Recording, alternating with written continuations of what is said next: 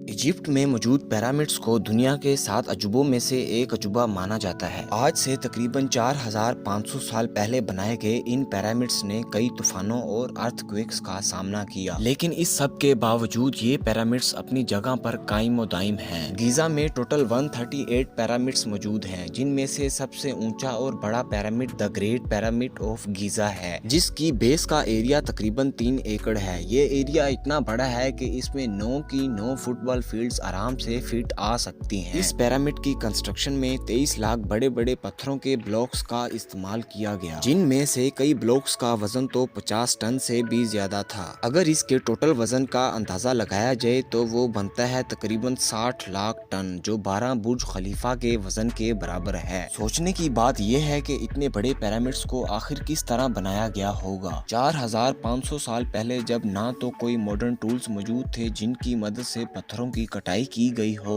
और ना ही क्रेन्स मौजूद थी जिनकी मदद से 50 टन वजनी पत्थरों को 450 फीट ऊपर जोड़ा गया हो। और आखिर में सबसे अहम सवाल, आखिर इन पिरामिड्स को बनाने का मकसद क्या था? कई सदियों से बहुत से रिसर्चर इस बात का जवाब तलाश कर रहे थे कि इतने बड़े और आलीशान पिरामिड्स को आखिर किस तरह बनाया गया होगा। आखिरकार बहुत सी सर्च के बाद उनको कई सवालों के जवाब मिल ही गए। पिरामिड्स को बनाने के लिए सबसे पहला चैलेंज था जमीन को लेवल करना, क्योंकि जिस जगह पिरामिड की कंस्ट्रक्शन की जानी थी, अगर उस जमीन का थोड़ा सा भी लेवल ऊपर या नीचे होता तो इतने बड़े और वजनी पिरामिड्स का अपनी जगह पर कायम रहना तकरीबन नामुमकिन था। उस जमाने में आज के दौर की तरह वाटर लेवलर या लेजर लेवलर तो था नहीं, जिसकी मदद से वो जमीन को बिल्कुल एक्यूरेट तौर पर लेवल कर लेते। इसका सोल्यूशन उन्होंने कुछ इस तरह निकाला कि कंस्ट्रक्शन के चारों साइड्स पर पानी की कैनाल्स बनाकर उसमें पानी को छोड़ दिया, और फिर हर साइड से पानी का लेवल चेक किया जाता। जहाँ से पानी का लेवल कम या ज्यादा होता, वहाँ हथौड़े और छेनी की मदद से पत्थर को तराश कर पानी के लेवल को एक जैसा करके जमीन को लेवल किया जाता। दूसरे नंबर पर आती हैं पिरामिड्स की चारों साइड, जिनको बिल्कुल एक्यूरेट 51.5 डिग्री के एंगल पर सेट किया गया था, क्योंकि उस दौर में कंपास तो मौजूद थे नहीं जिसकी मदद से साइड्स का अंदाजा लगाया जाता। एंशिएंट इजिप्शियंस ने ये काम सितारों की मदद से किया, और सितारों को देखते हुए पिरामिड की चारों साइड को बिल्कुल एक ही एंगल पर सेट किया। अब बात करते हैं 50 टन वजनी पत्थरों की। आज के दौर में तो इंसान बड़े बड़े कटर्स की मदद से पत्थरों को बिल्कुल सही शेप में काट लेता है, लेकिन उस दौर में ना तो कटर्स मौजूद थे और ना ही जैक हैमर्स, जिनकी मदद से पत्थरों को बिल्कुल एक्यूरेट साइड में काटा जा सके। जिस जगह पर पत्थरों की कटाई की जाती थी, रिसर्चर्स को वहां से ये टूल मिला।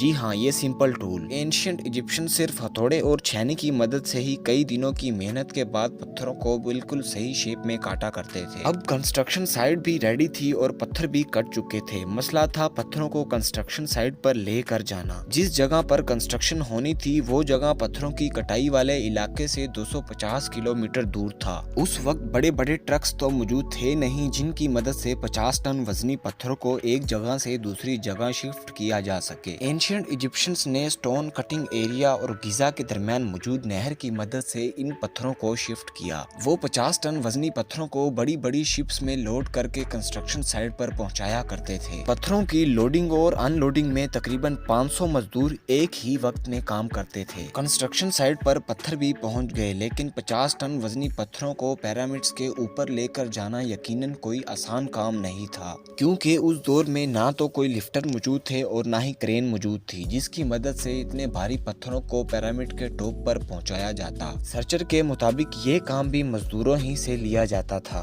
पिरामिड में जिग जैग पाथ बनाया गया, जिसकी मदद से इन पत्थरों को इंसानों की मदद से घसीट कर ऊपर लेकर जाया जाता था, जो यकीनन इंतहाई मुश्किल काम होगा। अब बात करते हैं कि इतने बड़े और ऊंचे पिरामिड को बनाने का आखिर मकसद क्या था। एंशिएंट इजिप्शियंस उन पहली सिविलाइजेशन में से थे जिनको मरने के बाद वाली जिंदगी पर यकीन था। वो अपने किंग्स को मरने के बाद उनकी लाशों को ममीज बनाने के बाद इन पिरामिड्स के अंदर बने चैम्बर्स में दफनाया करते थे। वो उनके साथ ही काफी मिकदार में खाने पीने की चीजें और बहुत सारा सोना, और कई किंग्स के साथ तो जिंदा गुलामों को भी दफन कर दिया जाता था, ताकि किंग्स मरने के बाद भी आराम और सुकून से रह सके। Great pyramid of Giza king Khufu के लिए बनाया गया था। पिरामिड के अंदर इंतहाई छोटे छोटे रास्ते और कई चैम्बर मौजूद हैं जिनमें किंग्स को दफन किया जाता था। मौजूदा टाइम में सिर्फ चंद ही चैम्बर्स को डिस्कवर किया गया है और बाकी मौजूद चैम्बर्स को फ्यूचर में डिस्कवर कर लिया जाएगा। उम्मीद امید ہے آپ کو یہ ویڈیو ضرور پسند آئی ہوگی۔ اگر ویڈیو پسند آئی ہے تو لائک کر دیں اور مزید ویڈیوز کے لیے چینل کو سبسکرائب کر لیں۔